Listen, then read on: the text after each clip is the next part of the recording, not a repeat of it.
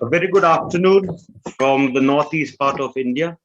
Um, I'm Peter Salo. I represent Bethany Hospitals of Meghalaya. I work as the CEO. And yes, I do believe that because I actively participate with HR and that is my core area. I'm happy to announce our next speaker, someone who I had the privilege of interacting 13 years back when I was in CMC Vellore. He was then the legal officer. Now he is practicing in various capacities. Mr. Samuel Abraham, he's authored many books. He is also a practitioner, a teacher of the law. He has conducted hundreds of civil cases in both labor and consumer law.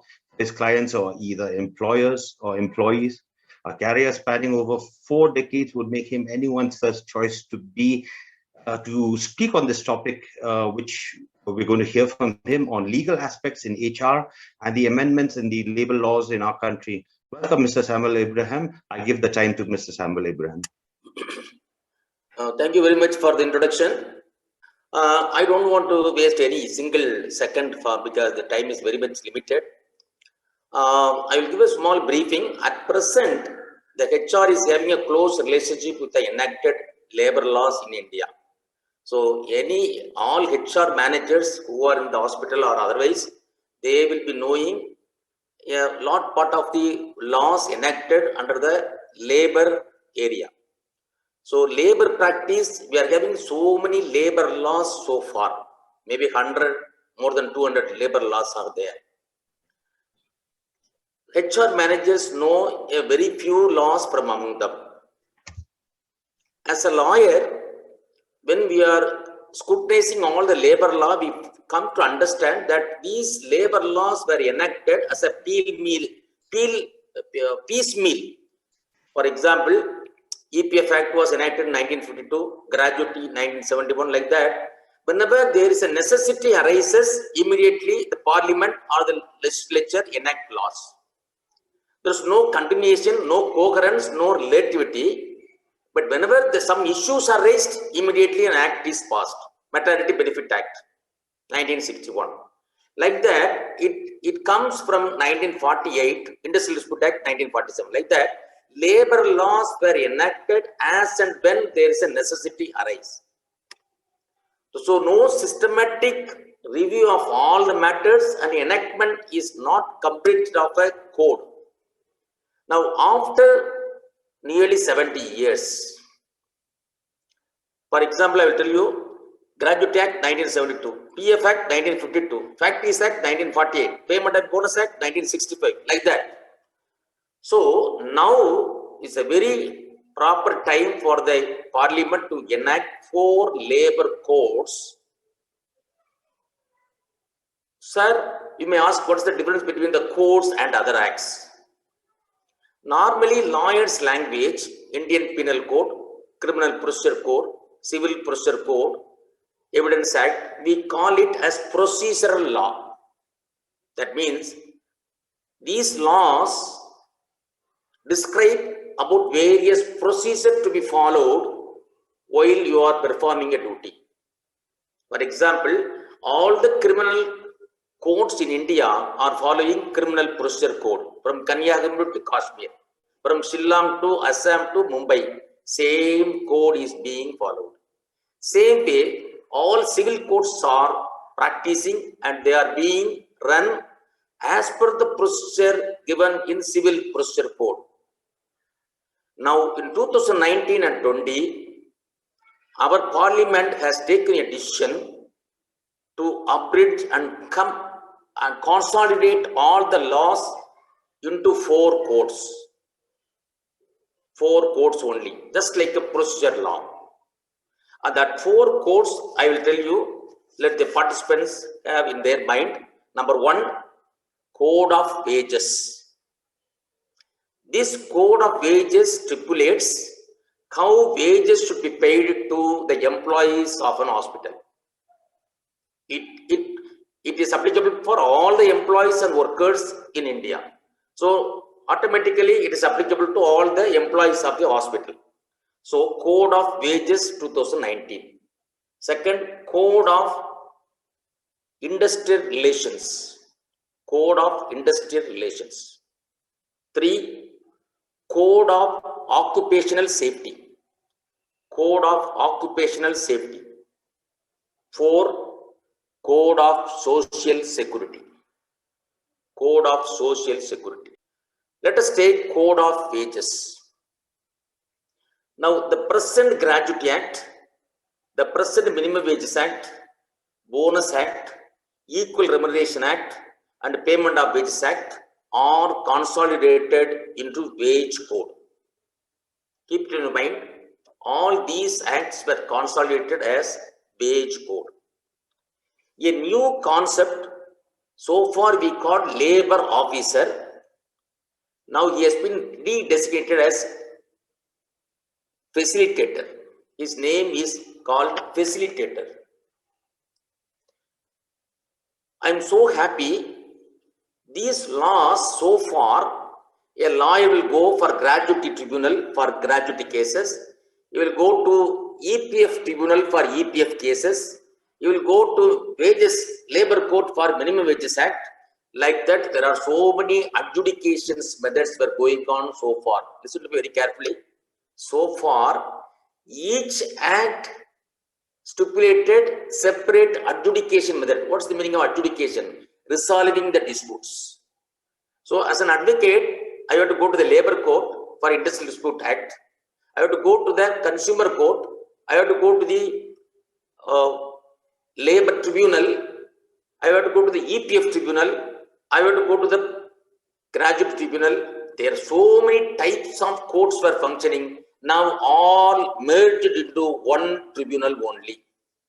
So if there is a case of non-payment of wages, there is only one tribunal I have to go. So workman has to go there only and resolve that. Easy adjudication method.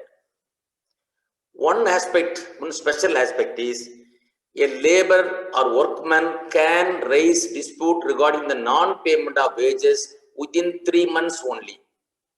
So far, there was no time limit for the workman to raise dispute of non-payment of wages. It will take 2 years, he can go. Now it has been limited, which is very, very easier for the employer. The limitation period is 3 months, within which he has to raise the dispute. Third very important feature is, if I am a workman, I have not been paid wages. At present, even I can go to a civil court. But now, as per the code, a workman or an employee cannot go to the civil court for claiming his salary. He has to necessarily go to the labor tribunal, which is being constituted as per the wage code. The inspector of labor is re-designated inspector cum facilitator. Very important thing in the Wages Act is, there is a spread over time, so far 10.5 hours. What is the meaning of spread over time? An employee cannot be employed in a single day continuously or with break for more than maximum 10.5 hours. Again, I will repeat. I am an employee. 8 o'clock I am joining the duty. Up to 10 o'clock I am having work. After that I am relieved. Again I am employed at 2 o'clock, 2 to 5. Then again I am employed. Maximum I should be employed in a day only up to 10.5 hours. My dear gentlemen, the new wage code says up to 12 hours an employee can be employed now. 10.5 hours. So 12 hours means after that he has to travel to his house. So it is advantage for the employer, not advantage to the employee. Next, gentlemen, there are certain employment in India. According to this code, a person can be employed up to 16 hours a day. There is a nature of employment. For example, it's an export-oriented firm. We have to export the things within a stipulated time. The employer can compel that employee to work for 16 hours. These are new provisions in the wage code. Next is, there is a system of calculating minimum wages, which will be done by the central government, not the state government. Again, I will repeat, so far in the Minimum Wages Act, every year the state government will notify the minimum wages to be paid to an employee of a certain category, bakery, nursing home, hospital, etc., etc., etc. The geographical location is divided into 3 areas. One, corporation area, municipality area, town panchayat, and panchayat. According to that, the minimum wage is fixed. Now, the new code, it completely cancels that. Only central government will fix the minimum wages, or it's called floor price for floor cost, which will be implemented by the state governments. I do not know how they are going to perform or calculate all these things. Now, the wage code, in one way, it affects the employers. In another way, it affects the employees also. The employees cannot file a dispute if it is after 3 months. So within 3 months, they have to file a complaint about the non-payment of wages. Keep it in this as Code of Wages 2019. All these codes were ready for notification, for implementation. Because of Corona, it has been stopped now. Otherwise, it would have been implemented 2 years back by the present central government. Next, I will give an introduction about Code of Industrial Relations. Industrial relations, normally, we get industrial relations, it consists of employer-employee relations, Industrial Dispute Act, and Trade Union Act, how you are having the relationship with trade union, etc., which we call industrial relations. Really, it is called industrial relations between the employer and the employee. That's the correct meaning. Now, gentlemen, very important topic I am going to touch. Now, there are so many unions. 2 type of unions are there in India. One is registered union, which has got certain privilege for functioning as a trade union because it is registered at Trade Union Act. Another status is being given recognized trade union. So an institution or company can recognize a trade union. It has got some registered trade unions.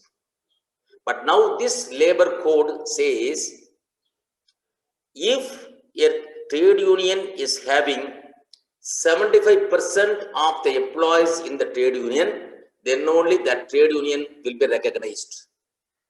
I repeat, there are 3 or 4 or 5 or 10 trade unions. The trade union which enjoys 75% of the members' patronage.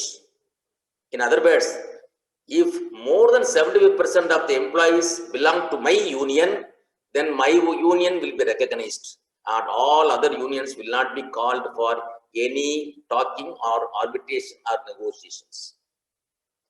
Now, according to this Code of Industrial Relations, there is a two-member tribunal. If there is any dispute, they have to go to the tribunal only. Another important feature is, if the employer thinks, they can write to the government, and the government can cancel the trade union also if it deems fit. So the independence of acting as a trade union is also now curtailed. Now there will be a gold collar people and pink collar people. Gold collar means management people. Pink collar means more women workers will be there. According to this industrial relations, women will be permitted to work during the night shift also. So far, labor laws are not permitting the woman to work in the night duty.